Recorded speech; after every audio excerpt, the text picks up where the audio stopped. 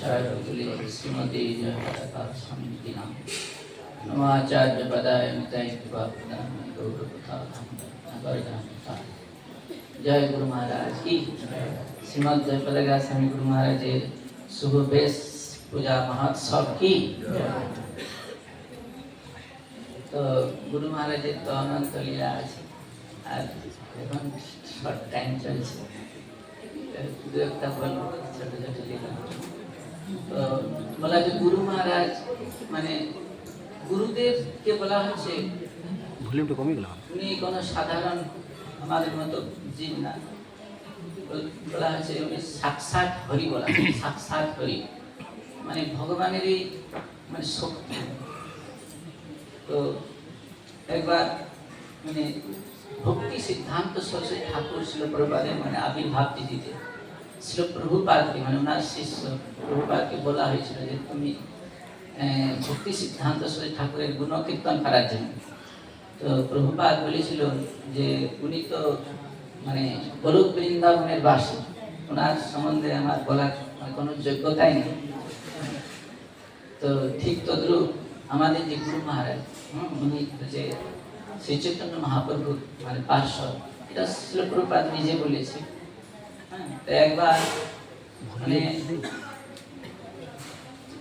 প্রভুপাদ মানে আমাদের গুরু মহারাজকে দিল্লিতে মানে নিয়ে গেছিল, মানে প্রভুপাদ নিজে আমাদের গুরু মহারাজকে দিল্লিতে নিয়ে গিয়ে তখন মানে আমাদের ভারতবর্ষের প্রধানমন্ত্রী ছিল অটল বিহারী বাজপেয়ী। তো মানে মানে প্রভুপাদের ইচ্ছা ছিল যে আমাদের গুরু মহারাজকে ভারতবর্ষের নাগরিক তো দেওয়ার জন্য। তো এই অটল বিহারী বাজপেয়ীর কাছে মানে প্রভুপাদ গিয়ে বলেছিল যে তুমি এই যে মানে যুবকটাকে দেখছো, মানে আমাদের গুরু মহারাজকে বুঝে তখন উনি যুবকের মতো দেখতেছিল। তো ইনি হচ্ছে মানে প্রভুপাদ নিজে বলছে ওই অটল বিহারী বাজপেয়ীকে যে ইনি হচ্ছে শ্রী চৈতন্য মহাপ্রভুর পার্শ্বদ। তো যদিও বলা হচ্ছে অটল বিহারী বাজপেয়ী এমনি জড় জাগতিক মানুষ, কিন্তু একটু তিনি একটু ধার্মিক ছিলেন, মানে উনি বুঝতে পেরেছেন জিনিসটা। তো উনি মানে অটল বিহারী বাজপেয়ী একটা আমাদের গুরু মহারাজকে মানে প্রশ্ন করেছিল হিন্দিতে, হিন্দি ভাষায় প্রশ্ন করেছিল। তো যখন প্রশ্ন করে মানে একটা প্রশ্ন করে যে তুমি কেমন আছো এরকম প্রশ্ন করেছিল। তো আমাদের গুরু মহারাজ মানে হিন্দিতে মানে উত্তর দিয়েছিল, মানে খুব সুন্দর ভাবে মানে মিষ্টি ভাষাতে উত্তর দেয় মানে হিন্দিতে। তো উনি যখন ওই উত্তরটা দেয় মানে গুরু মহারাজ, তখন মানে উনি আশ্চর্য হয়ে যায় অটল বিহারী বাজপেয়ী, মানে যে একটা মানে বিদেশি মানে এত মানুষ মানে হিন্দি কি করে জানলো। তো উনি মানে খুব প্রসন্ন হয় মানে আমাদের গুরু মহারাজকে মানে উনি সঙ্গে সঙ্গে ওই মানে তা কি করেছে যে দরখাস্ত ছিল ওইটাতে সাইন করে দিয়েছিল যে উনি এই ভারতবর্ষের নাগরিকত্ব পাওয়ার মানে যোগ্য। মানে গুরু মহারাজ মানে ওনাকে দেখে মানে উনি প্রসন্ন হয়ে যায়। আর যখন উনি হিন্দিতে কথা বলে যে একটা বিদেশি মানুষ হিন্দিতে বলতে পারছে, এটা মানে খুব খুশি হয়, প্রসন্ন হয়। তো এরকম মানে গুরু মহারাজ কোনো সাধারণ না, উনি শিল প্রভুপাদ নিজে বলে গেছে যে উনি শ্রী চৈতন্য মহাপ্রভুর পার্শ্বদ। তো অনেক গুরু মহারাজের লীলা আছে, যদিও সময় তো কম। তো এই কিছুদিন আগে ওই একবার গুরু মহারাজ মানে অসুস্থ হয়। তো তখন উনি মানে মুম্বাই হসপিটালে ভর্তি ছিল। তো মুম্বাই ডাক্তার মানে ওনাকে দেখাশোনা করছে। তো বলা হচ্ছে ওই মানে খুবই মানে উনি অসুস্থ, মানে ঠিক মতো কাজ করছে না, ঠিক মতো ডাক্তাররা তাকে মানে ই করতে পারছে না, অনেক ভালো ওষুধ মেডিসিন মানে শুশ্রূষা করছে। তো মানে গুরু মহারাজ মানে প্রায় এরকম সেন্সলেসের মতো।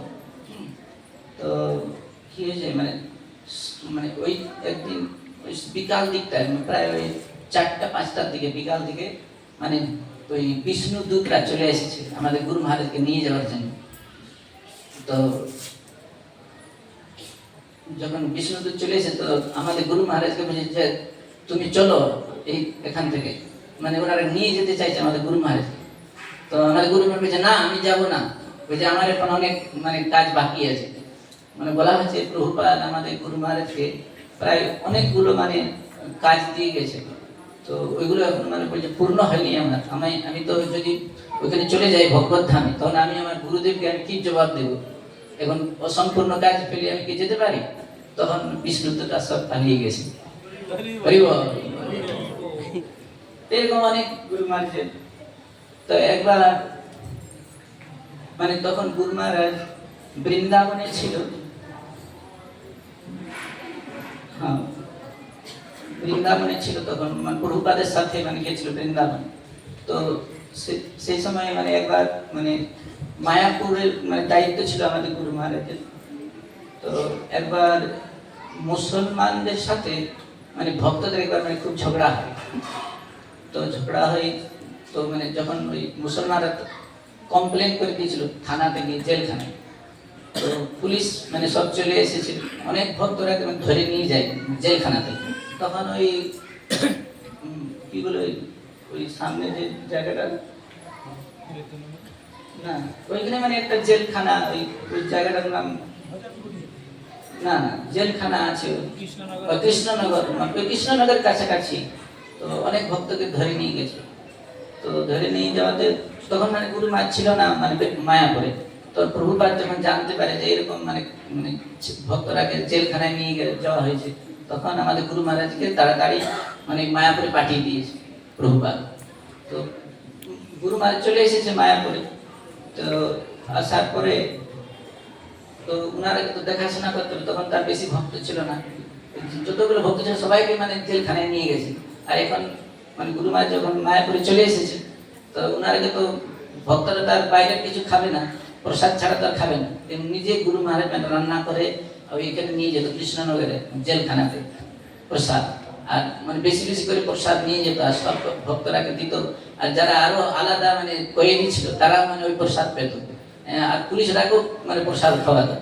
আর মানে ওরা মানে ওই খুব হরিনাম করতে উচ্চ স্বরে স্বরে সকলেই বলতো, মানে আমরা যেমন হরিনাম করি, হ্যাঁ, কিন্তু ওনাদের কাছে তো নেই, মৃদঙ্গ নেই বা করতাল টরতাল নেই, এরকম মুখে মানে উচ্চ স্বরে স্বরে হরিনাম করতো।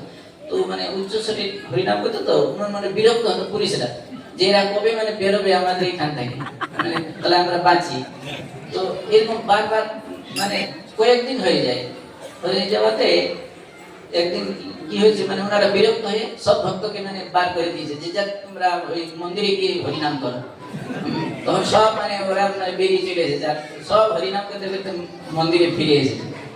তো বলা আছে মানে গুরু মহারাজের মানে প্রসাদ থেকে তারা মানে পরিবর্তন হয়ে যায়। যেহেতু টাইমটা শেষ হয়ে গেছে, তার যোগটা ছিল হরে কৃষ্ণ। তো যেহেতু আজকে আমাদের গুরু মহারাজের আবির্ভাব তিথি, বেশ পূজা মহোৎসব, তো আমরা সকলে গুরু মহারাজের কাছে মানে প্রার্থনা করব যাতে আমরা গুরুদেবের যে ভগবানের প্রতি প্রেম ভালোবাসা, হ্যাঁ, সেরকম যেমন আমাদের মধ্যে একটু কিঞ্চিত মাত্র দু এক ফোঁটা যেমন আমরা লাভ করতে পারি গুরু মহারাজ।